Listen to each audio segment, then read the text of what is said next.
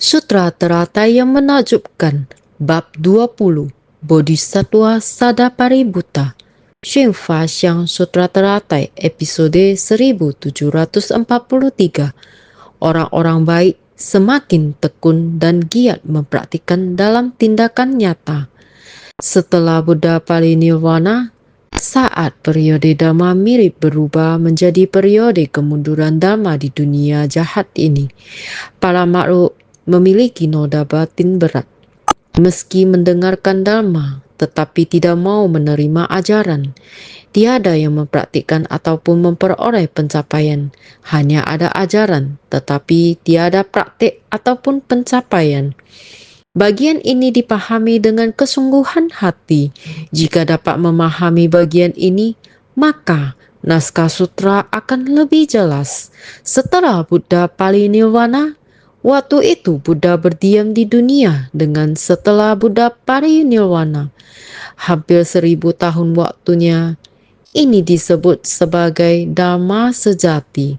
Ketika Dhamma sejati berdiam pada dunia, setiap orang sangat giat bersemangat mendengarkan ajaran Buddha, menerima pengajaran dari Buddha, giat bersemangat dan mempraktikkannya. Jadi rata-rata dapat memperoleh buah pencapaian. Setelah Buddha parinirvana, ajaran Buddha masih sangat dekat. Setiap orang masih mengikuti aturan, sesuai prinsip, sesuai ketentuan, sesuai tata krama, melatih diri sesuai pengajaran. Orang-orang di belakang tampaknya, meskipun Buddha telah parinirvana, sekarang sekumpulan biksu ini sangat bermartabat. Tiada perbedaan sama seperti Buddha berada di dunia. Jadi, datang dan mempelajari ajaran Buddha. Memasuki pintu Buddha dan melatih diri juga sama. Dari zaman dekat setelah Buddha parinirvana, demikian giat bersemangat mempelajari ajaran Buddha. Masih sama, ada membina diri, ada pencapaian, sama-sama melatih diri, sama-sama giat bersemangat, sama-sama dapat membuktikan Dhamma Buddha. Jika waktunya makin panjang dan jauh, berarti sudah mulai berubah menjadi Dhamma mirip. Dhamma mirip artinya adalah serupa. Sepertinya ini adalah Dhamma Buddha. Batin tidak dapat berkeyakinan dengan sangat dalam. Perwujudan Dhamma Buddha adalah demikian. Dhamma Buddha disebarkan, mengatakan memberi persembahan kepada Buddha memiliki pahala kebajikan. Membuat patung Buddha merupakan suatu pahala kebajikan yang sangat besar. Mendirikan vihara, memberi persembahan kepada anggota sangga, mulai serupa dengan masa Buddha masih ada. Demikianlah Dhamma Buddha. Penampilannya mirip Dhamma Buddha, namun mutunya secara perlahan-lahan mutu dari Dhamma Buddha. Sikap para praktisi dalam membina diri juga secara perlahan-lahan mengendur. Setelah mengendur, hanya ada penampilan. Kita semua masih punya ingatan tentang penampilan tersebut, namun sikap dalam membina diri sudah memudar. Peraturan juga sudah tercerai belai. Dan perilaku orang-orang juga sudah berbeda. Demikianlah masa periode Dhamma mirip. Tiba pada ribuan tahun setelah Dhamma mirip, maka saat periode Dhamma mirip berubah menjadi kemana? Perlahan-lahan masuk ke dunia. Kondisi kehidupan masyarakat dan para praktisi juga telah terlepas kendali, berubah mutu. Tampaknya seperti ada kemiripan. Ini namanya ajaran Buddha. Ini namanya vihara Buddha. Ini adalah Buddha Rupang. Para praktisi masih menyisakan penampilan yang demikian. Namun pada kehidupan daripada praktisi, peraturannya sudah banyak berubah. Dikarenakan oleh itu, Dhamma mirip ini kemudian berubah menjadi era kemunduran Dharma. Sudah masuk ke dalam kehidupan di dunia, apakah itu dalam masyarakat, apakah itu dalam organisasi keagamaan, dan lain-lain. Pokoknya dunia jahat sudah sangat keruh. Sudah di masa kemunduran Dharma, maka inilah periode kemunduran Dharma di dunia jahat ini pada masa ini. Maka para makhluk memiliki noda batin berat. Karena pada masa ini, berhubung manusia tidak ada dhamma untuk membebaskan, tidak ada dhamma untuk dapat membimbing dan mengubahnya, maka ketika tiba masa yang demikian, pada era kedatangan periode kemunduran dhamma, kegelapan batin dan kerisauan para makhluk tetap saja bertumbuhan, terus-menerus menumbuhkan kerisauan. Maka para makhluk memiliki noda batin berat, kerisauannya banyak. Jadi, meski mendengarkan dhamma tetapi tidak mau menerima ajaran, tiada yang mempraktikkan ataupun memperoleh pencapaian. Meskipun ajaran Buddha masih disebarkan, itu sangat jarang. Masih ada orang yang menyebarkan ajaran, jadi masih ada yang mendengarkan. Namun, mereka mendengarkan tanpa benar-benar memahami. Ada. Ini disebut ajaran Buddha. Ada orang yang menyebarkannya, jadi saya juga mendengarkannya. Namun setelah mendengarkan, mereka segera melupakannya. Ajaran ini tidak tersimpan dalam pikiran dan tidak dipraktekkan dalam kehidupan sehari-hari. Jadi, meski mendengarkan dhamma tetapi tidak mau menerima ajaran, berarti tidak mengikuti aturan yang diajarkan. Dengan demikian, mendengar atau tidak mendengar menjadi sama saja. Karena seseorang tidak mendapatkan pendidikan dari ajaran tersebut. Karena itu, tiada yang mempraktikkan ataupun memperoleh pencapaian. Tidak mampu mempraktikkannya dalam tindakan nyata. Tidak dapat berusaha dengan tekun ajaran Buddha di tempat ini. Menjadi seolah-olah tidak ada. Hanya ada ajaran. Ajaran itu sendiri adalah hukum. Seolah-olah masih ada ajaran dan aturan di sana. Namun keberadaannya hanyalah sebuah bentuk luar saja. Sekadar sebuah citra, orang-orang mengatakan bahwa ajaran itu ada, tetapi mereka tidak benar-benar melihatnya. Mereka melihat ajaran, melihat kitab suci, tetapi pada dasarnya tidak ada apa-apa. Karena mereka tidak membacanya dengan hati, tidak mempelajarinya dengan sungguh-sungguh. Jadi, hanya ajaran yang tersisa, tetapi tidak ada yang benar-benar mempraktikkannya dan mencapainya. Ini adalah zaman yang sangat menyedihkan. Setelah Buddha memasuki parinirwana, Dhamma Buddha yang baik sudah ada sejak lama. Selama waktu itu, meskipun orang membina diri dan mencapai realisasi, tetapi era ini sudah berlalu. Dengan sendirinya, semangat dan keyakinan mendalam ini sudah menjadi pudar. Selanjutnya, mereka yang mendengarkan sama saja dengan mereka yang tidak mendengarkan. Tidak ada cara lain tanpa adanya pembinaan diri, maka tidak ada realisasi. Jadi hanya kosong. Yang dilihat orang-orang hanyalah sutra, rupang Buddha, dan keberadaan para biksu. Tetapi orang-orang tidak menghormati mereka, sehingga mereka tidak bisa dibimbing. Inilah meskipun Buddha Dhamma sudah ada di dunia ini sejak lama, tidak ada seorang pun yang menyebarkannya dengan sadar. Demikian, orang-orang akan cepat melupakannya.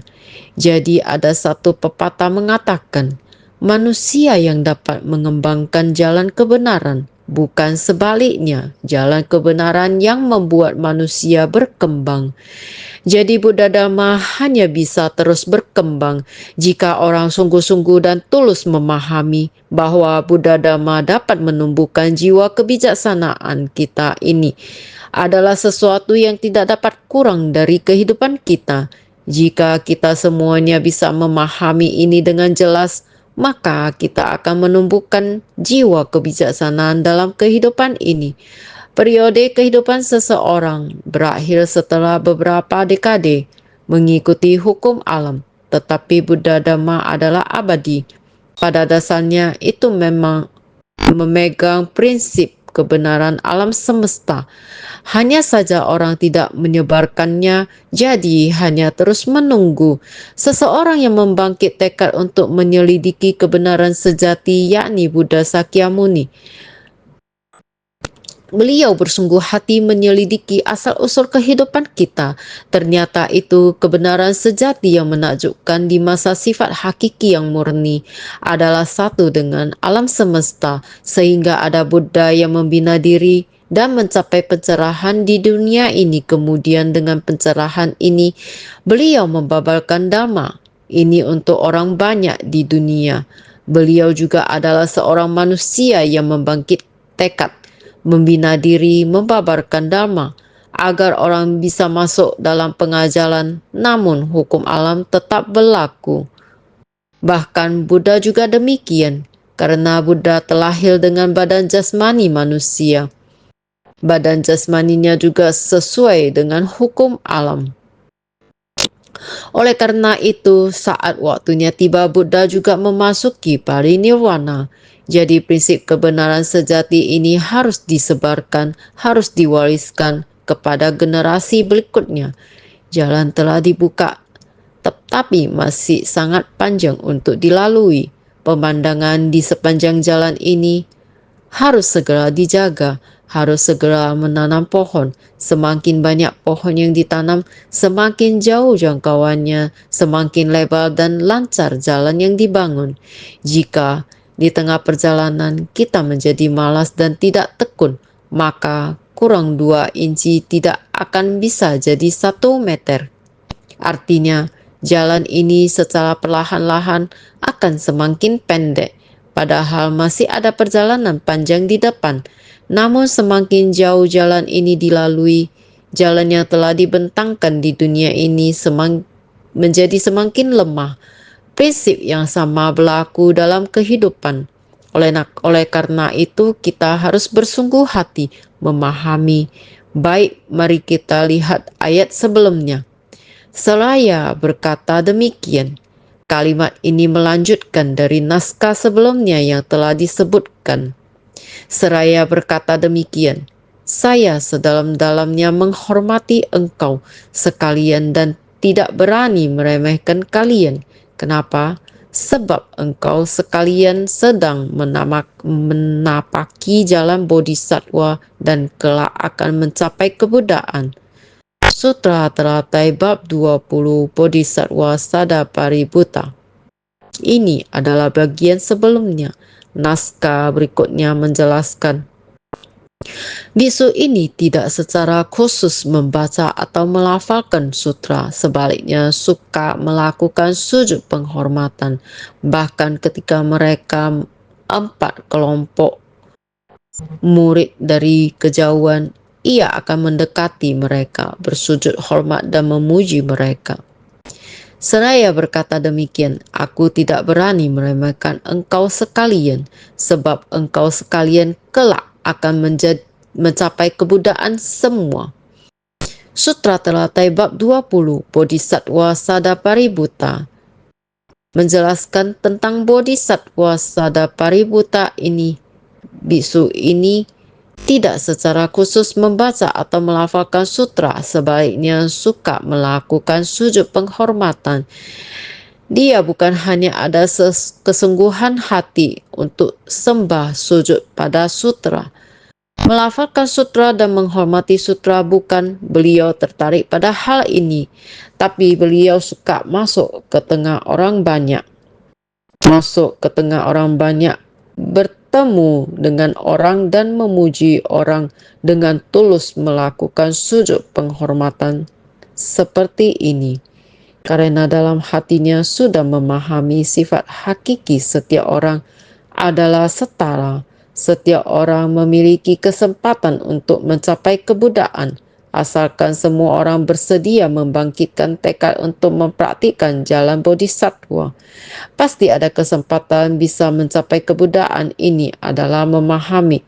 Biksu ini tidak secara khusus membaca atau melafalkan sutra, sebaliknya suka melakukan sujud penghormatan.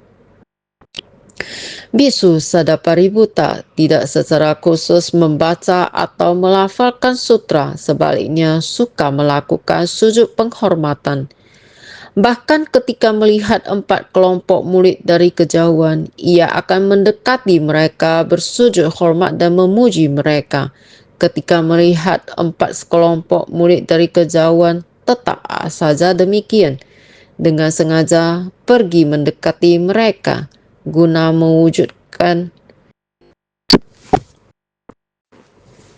bersujud hormat dan memuji mereka.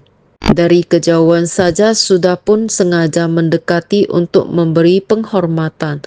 Apalagi kalau memang berada di dekat mereka, sudah tentu lebih-lebih lagi dalam memberi penghormatan. Bahkan ketika melihat 4 kelompok murid dari kejauhan, ia akan mendekati mereka bersujud hormat dan memuji mereka. Karena beliau sudah mengetahui juga, sudah teguh dengan arah tujuan ini. Bukan hanya orang yang di samping, dia sering selalu melakukan sujud penghormatan kepada orang memuji. Bukan hanya seperti ini, orang yang di kejauhan, jika beliau tahu di sana ada orang yang sedang membina diri. Di sana ada 4 kelompok murid. 4 kelompok murid adalah yang menampakkan kehidupan monastik dan perumah tangga yang mendengarkan sutra, meskipun mereka telah sangat memanjakan diri sendiri, tetapi beliau masih pergi untuk mengingatkan mereka. Tempat yang jauh, dia juga khusus ke sana. Juga sama, yaitu satu metode. Bertemu orang sembah sujud dengan tulus. Semua orang melihat beliau, mengapa orang ini bisa bertemu orang langsung sujud seperti ini. Sangat mengganggu, maka bisa bersikap tidak baik memandang rendah beliau. Bukan hanya memandang rendah, masih menganggap beliau tidak normal, maka tidak menghiraukan beliau, ataupun memarahi beliau, ataupun memukul beliau. Dia masih saja tetap dengan hormat sembah sujud mengeluarkan pujian. Saya tidak berani memandang rendah kamu, karena kamu sedang menapaki jalan bodhisattva. Karena kita telah membahasnya, salah satu dari 3 orang yang sedang berjalan bersama adalah guruku. Saya sedang berjalan dengan 2 orang lainnya. Termasuk saya sendiri ada 3 orang. 1 orang adalah kawan bajik yang bisa mengajarkan saya. Prinsip kebenaran ini adalah benar atau tidak benar. Yang satunya lagi tidak hanya tidak mengajarkan, namun juga menghasut perkataan dan tindakan buruk tanpa sebenarnya 3 orang ini, termasuk saya di dalamnya. Siapakah yang akan saya pelajari? 2 orang ini harus saya pelajari. Orang yang mengajarkan hal yang benar adalah guru yang membawakan kondisi baik yang mendukung pembinaan diri. Yang mengajarkan hal yang tidak benar membuat saya memahami bahwa saya harus waspada terhadap diri sendiri. Sekalinya tidak waspada, maka bisa membuat pandangan yang salah tersebut menutupi diri kita.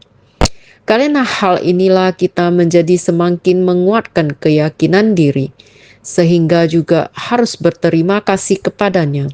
Kondisi buruk yang mendukung pembinaan diri bukanlah membawa kita ke arah yang benar, namun berlawanan arah. Ini harus mengandalkan ketangguhan batin kita. Semuanya diharapkan dapat mendengar dengan jelas. Salah satu dari 3 orang yang sedang berjalan bersama adalah guruku.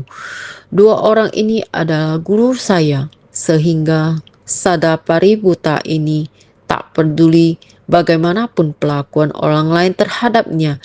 Dia bahkan semakin bersyukur, benar-benar bersyukur dari lubuk batinnya. Hal ini juga sedang mengajarkan dirinya. Pelakuan ini juga sedang mengajarkannya dipukul, dimarahi, juga adalah pengajaran untuknya, sehingga dirinya bersyukur dengan tulus dari dalam hatinya. Sehingga ketika melihat 4 kelompok murid dari kejauhan, tetap saja demikian. Dengan sengaja pergi mendekati mereka guna bersujud hormat dan memuji mereka. Semua hal ini dapat dilakukan karena dalam hatinya sudah sangat jelas. Dari kejauhan saja sudah pun sengaja mendekati untuk memberi penghormatan, apalagi yang berada di dekat. Lebih harus menghormati, harus bersukacita, harus memperlakukan dengan ramah. Pergi ke hadapannya untuk menghormati dan memberikan pujian dengan hati paling tulus dan penuh hormat untuk memberikan pujian. Seraya berkata demikian, aku tidak berani meremehkan engkau sekalian, sebab engkau sekalian kelak akan mencapai kebudayaan semua. Setiap kali 4 kelompok murid yang ditemuinya ada memandang rendah dan mencercanya, Bodhisattva Sadapaributta tetap saja berkata, engkau sekalian kelak akan mencapai kebudayaan semua. Naskah sutra berisi seraya berkata demikian. Apa yang dikatakan untuk mengaguminya dengan berkata, saya tidak berani meremehkan Anda. Anda semua menjadi Buddha. Kalimat ini berulang lagi, sampai lagi di tempat yang sangat jauh. Ketika Anda pergi berdoa, rasanya masih sama. Saya mau menghormati Anda. Karena Anda juga menapaki jalan bodhisattva, saya menghormati Anda. Anda kelak juga akan mencapai kebudayaan. Seperti inilah berulang kali, beginilah itu. Di mana orang melihatnya pasti akan mendengar kalimat, saya tidak berani meremehkan Anda. Anda dapat menapaki jalan bodhisattva. Anda kelak juga akan mencapai kebudayaan. Setiap orang sudah mendengar kalimat ini dengan sangat sering dan melihatnya setiap saat. Seperti ini melakukan ritual dan beribadah. Sering berkata tidak berani meremehkan Anda. Maka ia disebut sebagai Sadapaributta. Setiap kali 4 kelompok murid yang ditemuinya ada memandang rendah dan mencecahnya, Bodhisattva Sadapaributta tetap saja berkata, engkau sekalian kelak akan mencapai kebudayaan semua. Tidak peduli siapa yang memarahinya, juga sama Anda kelak akan menjadi Buddha. Kalimat inilah yang diucapkan setiap orang yang mendengar kalimat ini berpikir sangatlah menjengkelkan. Mengapa dia selalu mengucapkan kalimat yang sama? Ya, itu menjengkelkan. Mengapa menjengkelkan? Karena sederhana saja, saya tidak berani meremehkan kalian. Karena kalian semua jalan bodhisattva dan Anda kelak akan menjadi Buddha. Mengapa setiap orang menapaki jalan bodhisattva? Karena kalian sedang mengajarkan kepada saya, mengingatkan saya, membuat saya teguh pada pembinaan diri.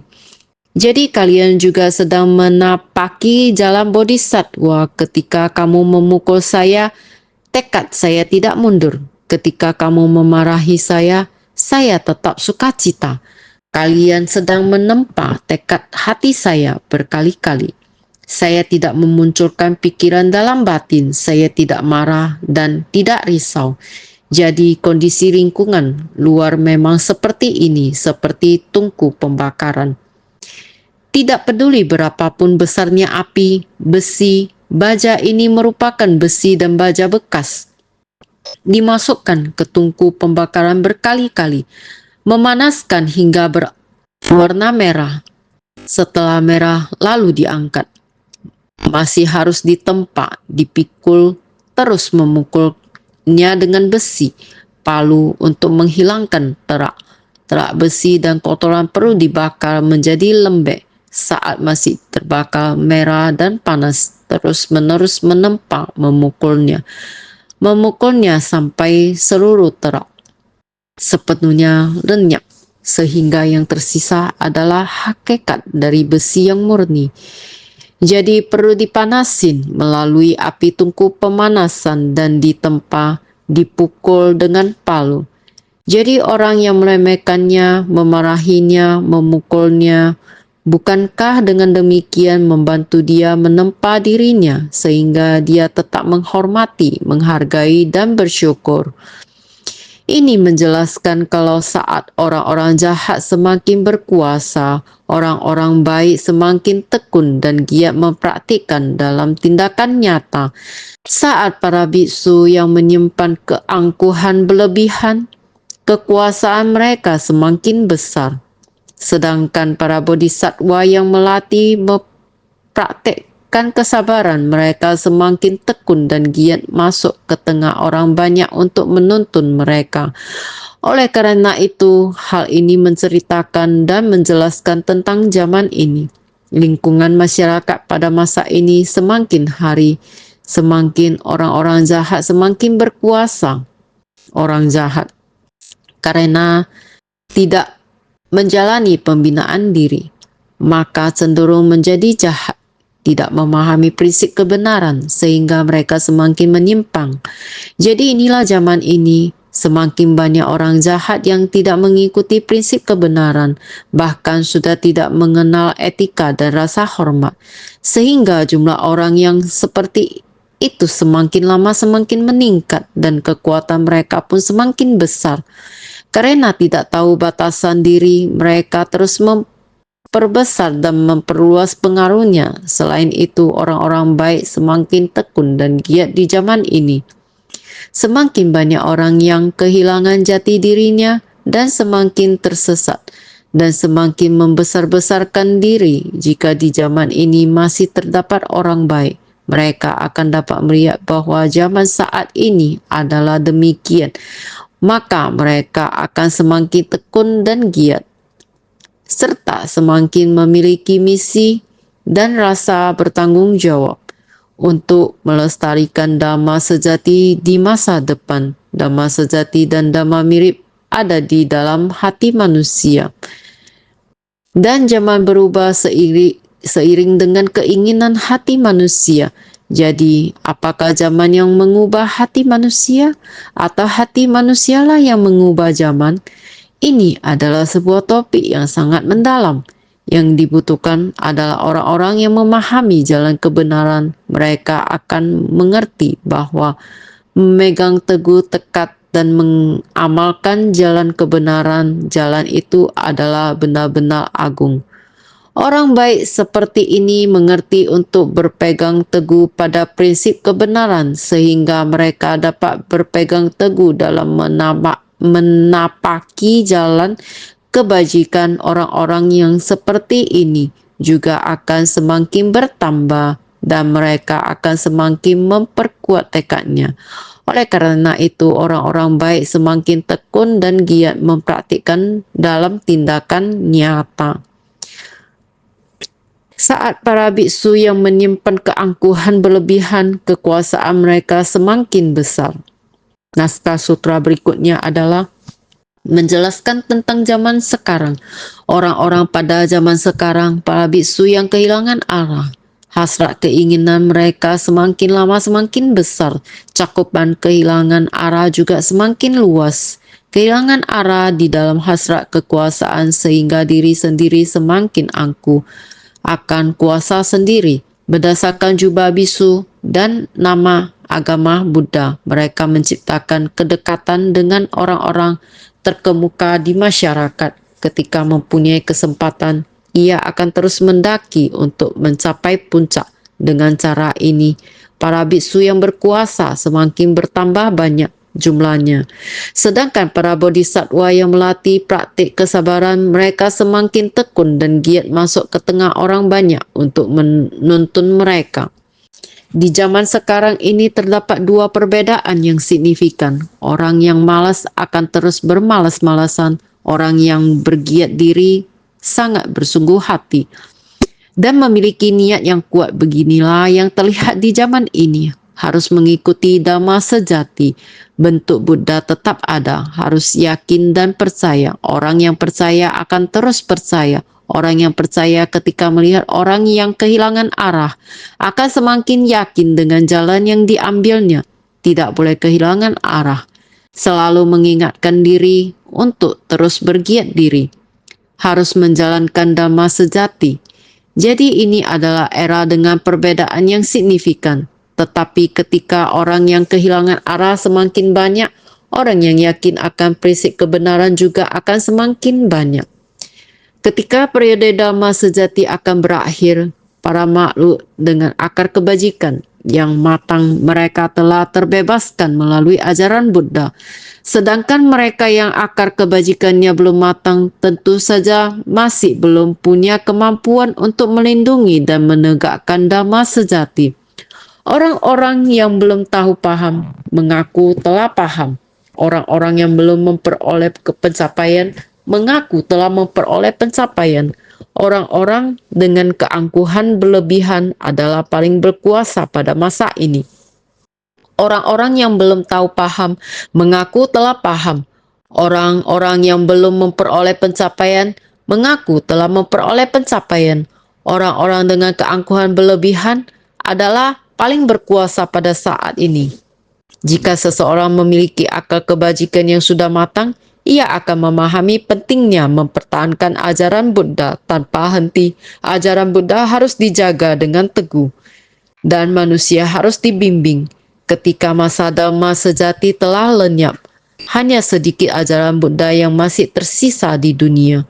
Orang-orang yang tetap teguh mempertahankan ajaran ini adalah mereka yang akar kebajikannya masih terus berkembang. Mereka harus menjaga dan melindungi akar kebajikan tersebut. Tentu saja di zaman ini banyak orang cenderung menyimpang sehingga bagi mereka yang akarnya belum matang, bukan hanya sulit bagi mereka untuk menjaga ajaran Buddha, tetapi mereka juga mudah terpengaruh oleh lingkungan. Oleh karena itu, mereka yang sudah matang akan tetap teguh, sedangkan yang belum matang akan terus terpengaruh. Inilah bagian dari perjalanan hidup. Bersungguh hatilah jika kita tidak berhati-hati, apakah dhamma sejati ada di dalam batin kita, ataukah dengan cepat kita akan terpengaruh oleh orang lain. Karena itu, kita harus dengan sungguh-sungguh menjaga dan melindunginya. Maka dari itu dhamma sejati setelah dhamma sejati lenyap, hanya mereka yang memiliki akar kebajikan yang benar-benar matang, yang dapat mewarisi dan menjaganya, barulah ajaran Buddha dapat tetap ada di dunia untuk membimbing para makhluk. Orang-orang yang belum tahu paham mengaku telah paham. Orang-orang yang belum matang ini di tengah lingkungan seperti ini berada dalam pengaruh yang sangat kuat. Mereka telah menyimpang dari ajaran Buddha, termasuk para biksu dan biksuni. Apabila akar dari kebajikan belum terlalu matang, maka akan mudah terpengaruh. Kondisi yang hanya mengerti sebagian saja, hanya mengerti sedikit saja, belum terlalu matang dan memahami, tetapi mereka merasa sudah memahami semua. Mereka sebenarnya tidak mengetahui, baru mendengar nama saja, belum mengerti, tidak paham dengan kandungan isi. Dia mengatakan, saya sudah tahu, saya sudah memahaminya. Ini dikatakan menyebutkan diri telah mendapatkan biarpun masih belum mendapatkan. Dalam sutra kita juga pernah membaca, orang-orang yang belum memperoleh pencapaian mengaku telah memperoleh pencapaian. Orang-orang dengan keangkuhan berlebihan, orang-orang seperti ini yang mengaku dirinya telah mengetahui sangat banyak. Saya sudah meresapi dan memahaminya. Saya telah memperoleh pencapaian, saya telah dapat mencapai pencerahan. Orang-orang demikian dikatakan memiliki keangkuhan berlebih. Tidak tahu terlalu banyak, namun mengatakan bahwa dirinya mengetahui sangat banyak. Mereka disebut sebagai orang dengan keangkuhan berlebihan. Di era ini, mereka memiliki kekuatan yang besar. Jika mereka benar-benar mengerti, maka mereka akan melatih diri dengan sungguh-sungguh. Tetapi justru tidak memahami, malah terus memberi pengajaran. Semua orang mendengarkan. Orang-orang yang tidak mengerti ajaran Buddha akan berpikir orang ini mengajar dengan sangat baik, merasa ini adalah dhamma sejati, jadi semua orang menghormatinya. Orang yang mengejar ketenaran dan keuntungan seperti ini, mereka dikatakan biksu yang memiliki keangkuhan berlebihan. Karena sudah pun sangat jauh dari masa Buddha hidup, orang-orang yang penuh dusta dan tidak punya pemahaman nyata, kekuasaan mereka menjadi semakin besar. Bila mana ingin melindungi dan menegakkan ajaran Buddha harus memiliki kerendahan hati dalam menyebarkan jalan, melupakan kepentingan diri sendiri dalam memberi manfaat bagi orang lain. Kita sudah sangat jauh dari masa Buddha hidup. Kita setiap orang seharusnya menempatkan hati Buddha di dalam hati kita. Tetapi di dalam hati kita telah berjarak sangat jauh dari hati Buddha, sehingga kita menjadi penuh dusta dan tidak ada pemahaman nyata. Orang yang tidak ada pemahaman nyata, kekuasaan mereka menjadi semakin besar. Mereka tidak terlalu paham, tetapi mereka berkata, "Saya sangat paham."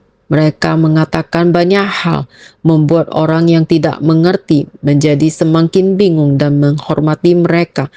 Kekuatan mereka akan menjadi semakin besar. Oleh karena itu, bila mana ingin melindungi dan menegakkan ajaran Buddha, harus memiliki kerendahan hati dalam menyebarkan jalan, melupakan kepentingan diri sendiri dalam memberi manfaat bagi orang lain. Jika kita benar-benar ingin melindungi dan menegakkan Buddha Dhamma, batin kita harus seperti ruang hampa, harus melangkul segala sesuatu seperti bodhisattva. Sadapaributta, ketika orang lain memukul dan memarahi dia bersikap seolah-olah tidak terjadi apa-apa. Saya dapat mentoleransi segalanya. Bagi saya, ini tidak akan mencemari saya. Kita butuh orang yang seperti ini. Tidak akan membiarkan orang yang jahat kepada saya dan mempersulit saya untuk mempengaruhi hati saya. Ini tipe yang lain. Orang yang benar-benar memahami Buddha Dhamma, dia telah memahami sifat hakiki Buddha. Bagaimana membimbing orang di era yang sangat jahat ini? Bagaimana bisa meminta mereka untuk tekun dan giat? Itu sangat sulit. Lebih baik menggunakan gambaran dan pujian. Saya tidak berani meremehkan kamu, karena kalian semua orang dapat mencapai kebuddhaan menggunakan sikap yang begitu sederhana untuk menghadapi orang-orang di era tersebut. Di dalam diri menyimpan pemahaman dari tidak meremehkan, keluar menghormati kondisi batin dari tidak meremehkan. Tubuh membangun praktik dari tidak meremehkan, mulut menyebarkan ajaran dari tidak meremehkan, masuk ke tengah orang banyak untuk memberikan pengajaran akan dhamma benar dengan keberanian dan kekuatan yang sangat besar. Di dalam diri menyimpan pemahaman dari tidak meremehkan, keluar menghormati kondisi batin dari tidak meremehkan. Hatinya sekarang seluas kehampaan, tak berujung. Jadi dia berpikiran sangat terbuka. Jadi di dalam diri menyimpan pemahaman dari tidak meremehkan, sudah ada banyak sekali bentuk dan prinsip dalam benaknya.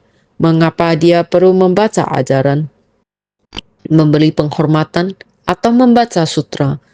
Dia langsung pergi ke tengah orang-orang dan berkata, "Saya tidak akan pernah meremehkan kalian, karena kalian semua sedang menapaki jalan bodhisattva, akan mencapai kebuddhaan di masa depan." Dia memberitahu semua orang dengan lugas. Jadi keluar menghormati kondisi batin dari tidak meremehkan, tubuh membangun praktik dari tidak meremehkan. Beliau mengamalkan ajaran-ajaran tersebut, baik secara lahir maupun batin. Kita juga harus mengamalkannya melalui tindakan kita. Oleh karena itu, beliau senantiasa menyatakan dan mengatakan kepada orang-orang, "Saya tidak akan pernah meremehkan kalian." Dengan ajaran dari tidak meremehkan, beliau mengajarkan kepada manusia untuk tidak pernah meremehkan orang lain. Masuk ke tengah orang banyak untuk memberikan pengajaran akan dhamma benar. Ia pergi ke tengah-tengah orang-orang dengan metode yang tepat untuk mengajar mereka. Ia tidak perlu banyak bicara, ia hanya butuh sikap yang tepat. Saya sangat menghormati Anda. Sungguh saya percaya dari lubuk hati saya, tanpa keraguan, bahwa akan ada hari ketika Anda menapaki jalan bodhisattva. Karena kalian telah mengenakan jubah sangga, telah ada akar kebajikan, kalian seharusnya juga bisa menapaki jalan bodhisattva. Di masa mendatang juga bisa mencapai kebudayaan. Ini terus-menerus menggunakan wujud yang sederhana, kata-kata yang sederhana, demikian masuk ke ladang pelatihan. Demikian pergi melatih diri, demikian membimbing para makhluk, sehingga menyebarkan ajaran dari tidak meremehkan, mempraktikkan ajaran dari tidak meremehkan, mulut menyebarkan ajaran dari tidak meremehkan, masuk ke tengah orang banyak untuk memberikan pengajaran akan dhamma benar dengan keberanian dan kekuatan yang sangat besar. Demikian merupakan keberanian dan kekuatan yang sangat besar, sehingga Mahastama Prata, yaitu masa lampau masih sangat lama, Bismagarjitaswara Raja, waktu yang tak terhitung oleh kalpa, Bodhisattva Sadapaributta, dia dari masa ke masa, kehidupan menggunakan waktu yang lama, dengan tidak berani meremehkan orang-orang ketika berkata-kata di tengah orang banyak. Kita harus bersungguh hati,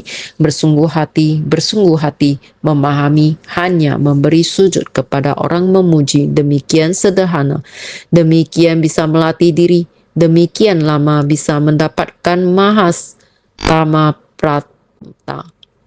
Harus bersungguh hati, walaupun masuk ke pintu dasar secara langsung menyampaikan metode pelatihan diri demikian, harus dengan batin yang teguh, ajaran sederhana masuk ke tengah masyarakat, kapasitas yang bagaimana menggunakan metode apa untuk memberi pengajaran, hanya demikian, sehingga berharap semua orang dalam kesederhanaan terdengar prinsip kebenaran yang mendalam. Orang yang tidak paham akan merasa rumit. Berharap semua orang senantiasa mengubah sederhana menjadi prinsip kebenaran, maka tidaklah rumit. Berharap lebih bersungguh hati.